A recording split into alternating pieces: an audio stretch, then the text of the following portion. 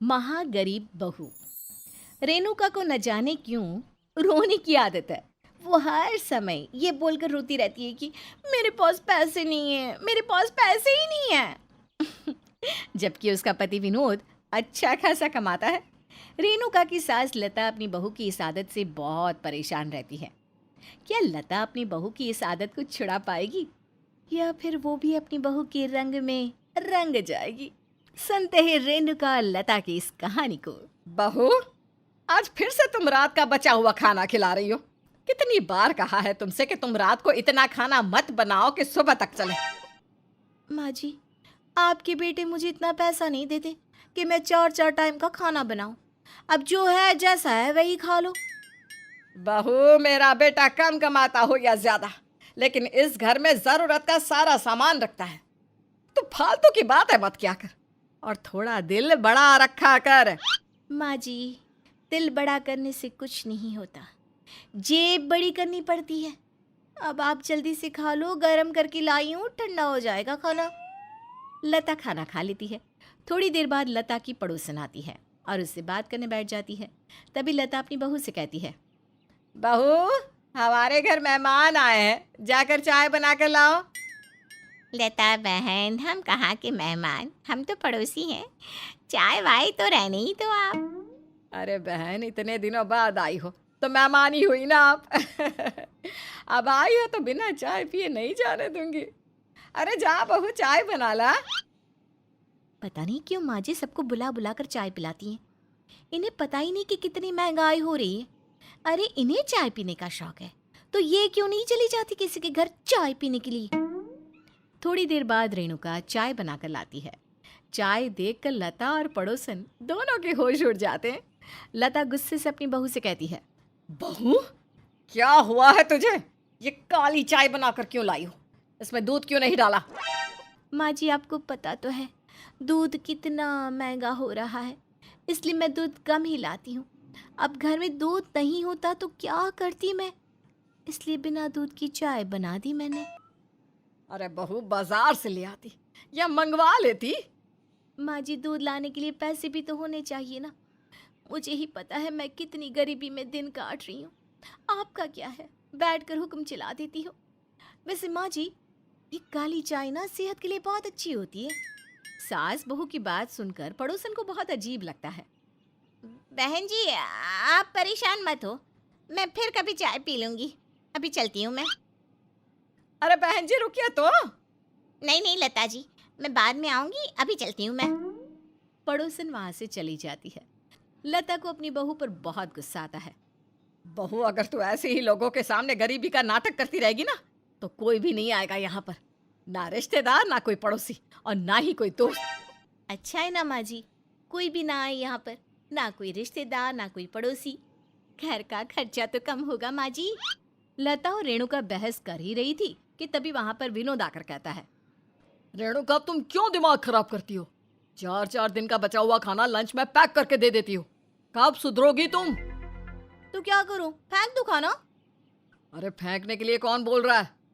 देखो, तुम रोज खाना बनाया करो, थोड़ा थोड़ा, और ताज़ा खाना बनाया करो। फेंकने की जरूरत ही नहीं पड़ेगी। और इतने दिन के रखे पुराने खाने से तबीयत भी खराब हो जाती है। इतनी गरीबी है घर में और तुम बादशाह वाले ख्वाब देख रहे हो। रोज अच्छा खाना खाना है। सैलरी देखिए अपनी। रेणुका, मैं अच्छा खासा कमा लेता हूँ और कम से कम इतना तो कमा ही लेता हूँ कि इस घर में रह रहे लोगों का पेट अच्छी तरह से पाल सकूं। रहने दो, अब बोलो मत कुछ, चुप ही रहो। माँ, कल से आप ही खाना बना देना। मैं 4-4 दिन पुराना खाना नहीं ले जा सकता ऑफिस। अगले दिन से लता अपने बेटे के लिए खाना बनाने लगती है। लता को इस तरह से खाना बनाते देख रेणुका उससे कहने लगी, माँ जी, ये रोज रोज आप अपने बेटे के लिए शाही पकवान बनाती हो ना, अगर रोज रोज ऐसे ही चलता रहा तो एक दिन कटोरा हाथ में आ जाएगा। अरे बहू, शुभ शुभ बोल। ये कैसी अशुभ बातें कर रही है तू यहाँ खड़ी होकर? ऊपर वाला करे मेरा घर फलता रहे, फूलता रहे। और हाँ, ऐसी बातें ना अपने मायके वालों के बारे में बोला कर। हमारे बारे में ये सब आप शगुन बोलने की जरूरत नहीं है। आपको बुरा लग गया माँ जी, लेकिन मैं सच कह रही हूँ, मेरे मायके वाले ऐसे फिजूल खर्चे बिल्कुल भी नहीं करते। वो सब कुछ ना हिसाब से करते हैं। बहू महा कंजूस है तेरे मायके वाले। दाल बनाते हैं तो रोटी नहीं बनाते, और रोटी बनाते हैं तो दाल नहीं बनाते। मुझे याद है, मेरा बेटा पहली बार तेरे घर गया था और बेचारा अचार से रोटी खाकर आया था। तेरे घर वालों से इतना भी नहीं हुआ कि अचार के साथ प्याज भी दे दे। माँ जी प्याज दे देते, लेकिन उस समय प्याज कितनी महंगी बिक रही थी, बिल्कुल सोने के भाव। इसलिए उस दिन घर में ना प्याज नहीं थी। अरे ओ प्याज की बच्ची, एक बात बता, दुनिया में कौन ऐसा आदमी होगा जो अपने दामाद को अचार के साथ सूखी रोटी खिलाता होगा? अरे पहली बार मेरा बेटा तेरे घर गया था, तब से आज तक नहीं गया वो। इस तरह रेणुका और लता में बहस होने। अगले दिन रेणुका अपने घर के बाहर खड़ी हुई थी, तभी वहां सेब बेचने वाला आया। मोहल्ले की सभी औरतें सेब खरीदने लगी। तभी एक औरत ने रेणुका से कहा, अरे रेणुका, तू वहां क्यों खड़ी है? सेब बहुत सस्ते और अच्छे हैं, ले ले तू भी। मैं कहाँ लूंगी दीदी, अब गरीब लोग सेब कहाँ खाते हैं। हमारे यहाँ तो ये आलम है कि रोटी बना लो तो सब्जी की चिंता, और सब्जी बना लो तो रोटी का आता पता नहीं। अरे रेणुका, ऐसा क्यों बोल रही है? विनोद तो बहुत अच्छा कमाता है। दीदी कमाते हैं तो क्या, सभी खाने में ही उड़ाते हैं? भविष्य के लिए कुछ बचाना भी तो होता है ना। यहाँ खड़ी होकर तो तू गरीबी पर खूब भाषण दे रही है, लेकिन रोज रात को विनोद इतनी सारी चीजें खरीद कर ले जाता है, खाने की, पहनने की, और तेरी सास भी दिन भर कुछ न कुछ खरीदती रहती है। उन्हें देखकर तो लगता नहीं कि तू गरीब है। उन्हें तो आदत है फिजूल खर्ची की। वैसे मैं उन्हें ना बहुत समझाती हूँ, लेकिन उन्हें मेरी कोई बात समझ में ही नहीं आती। रेणुका, वो जो करते हैं उसे फिजूल खर्ची नहीं कहते, वो तो घर की ज़रूरतों का सामान लाते हैं। लेकिन हाँ, जो तुम करती हो ना, उसे कंजूसी ज़रूर कहते हैं। इसीलिए ये कंजूसी बंद करो और एक अच्छी गृहिणी बनो। रेणुका औरतों की बात सुनकर वहां से चली जाती है और घर के अंदर आकर कहती है, इन औरतों को इतना भी नहीं पता कि आज जो हंस हंस कर सेब खरीद रही है ना, जब कल को इनके पास खाने के पैसे नहीं होंगे तब पता चलेगा। धीरे धीरे रेणुका की इस आदत के बारे में सभी को पता चल गया। इस बात से परेशान होकर लता ने विनोद से कहा, विनोद, तेरी बीवी ने तो सारी दुनिया के सामने हमें गरीब बना दिया। सच बोल रही हूँ मैं, इतनी महा गरीब बहू मैंने पहले कभी नहीं देखी। माँ, रेणुका की इस आदत से तो मैं भी बहुत ज्यादा परेशान हूँ, समझ में नहीं आ रहा क्या करूँ। बेटा, ये ऐसे ही मेरी इज्जत का जनाजा कब तक निकालती रहेगी? हमें कोई ना कोई ठोस कदम उठाना ही होगा। माँ, इस बात से बचने का बस एक ही तरीका है कि हमें इससे भी ज्यादा गरीब बनना होगा, तभी कुछ हो सकता है। अब विनोद और लता ने अपनी बहू को सबक सिखाने की ठान ली। सुबह लता ने सबके लिए चाय बनाई। जैसे ही रेणुका ने चाय पी, वैसे ही मुंह से निकाल दी, माँ जी, ये क्या बनाया है आपने? ना तो इसमें दूध है और ना ही चीनी, चाय पत्ती डाली है तो वो भी बस नाम के लिए। बहू, गरीबी में ऐसा ही नाश्ता मिलता है। तुझे पता है ना, चीनी, चाय पत्ती कितनी महंगी हो गई है, और दूध का दाम तो आसमान छू रहा है।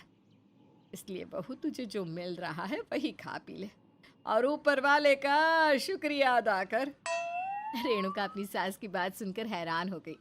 थोड़ी देर बाद रेणुका ने अपने पति से कहा, सुनिए जी, मुझे अपने मायके जाना है, आप मुझे कुछ रुपए दीजिए ना। विनोद रेणुका को 10 रुपए देता है। ये क्या, 10 रुपए? अरे और कितने रुपए दूं तुम्हें? तुम्हें पता है ना मेरी सैलरी कितनी कम है, घर का गुजारा मुश्किल से हो पाता है। मुझे ये सब मत बताओ, कम से कम ऑटो या टैक्सी का किराया तो दे दो। 10 रुपए में मैं अपने मायके कैसे जाऊंगी? देखो, यहाँ से पैदल जाना बस स्टॉप तक, वहाँ से 5 रुपए वाली टिकट लेना, और उसके बाद तुम सीधे अपने घर पहुँच जाओगी। और हाँ, मैंने तुम्हें दोनों तरफ का किराया दे दिया है। अब ये मत बोलना कि मैं तुम्हारा ख्याल नहीं रखता। विनोद वहां से चला जाता है। रेणुका सोचती है, क्या हो गया है इन दोनों को, ये दोनों तो मुझसे भी ज्यादा महागरीब हो गए हैं। रात को रेणुका सबके लिए खाना बना रही होती है, तभी विनोद और लता उसके पास आकर कहते हैं, अरे रेणुका बहू, क्या बना रही हो? इतना सारा खाना कौन खाएगा? एक काम करो, तुम सिर्फ 3 रोटी बनाना, हम तीनों एक एक रोटी ही खाएंगे। और ये आलू बैंगन बनाने की ज़रूरत नहीं है। आज सिर्फ आलू बना लो और 2 दिन बाद बैंगन बनाना। इस तरह ये सब्जी 4 दिन चल जाएगी। 2 दिन आलू खाएंगे और 2 दिन बैंगन। ये आप दोनों को क्या हो गया है? इतने कंजूस तो आप पहले कभी नहीं थे। और क्यों ऐसी बात कर रहे हो? माँ जी, एक एक रोटी से हम तीनों का पेट भर जाएगा? हैं? ऊपर वाले का दिया सब कुछ है हमारे पास, फिर क्यों आप दोनों इतना गरीब बनकर दिखा रहे हो? बहू, मैं भी तो यही कहती हूँ कि ऊपर वाले का दिया सब कुछ है हमारे पास। फिर क्यों तू महागरीब बनकर दिखाती है? तेरी वजह से हमारे घर की हर जगह बदनामी हो रही है। माँ और मैंने नाटक किया था तुम्हें सबक सिखाने के लिए, और अब भी तुम नहीं सुधरी तो माँ और मैं तुमसे बड़े गरीब बनकर दिखा देंगे। अरे मैं तो नौकरी भी छोड़ दूंगा। दोनों की बात सुनकर रेणुका चुप हो गई। उसने दोनों से वादा किया कि वो आगे से कभी गरीब बनकर नहीं दिखाएगी। अब रेणुका अपने मोहल्ले वालों, रिश्तेदारों और दोस्तों के बीच अपनी और अपने परिवार की छवि सुधारने की कोशिश कर रही है।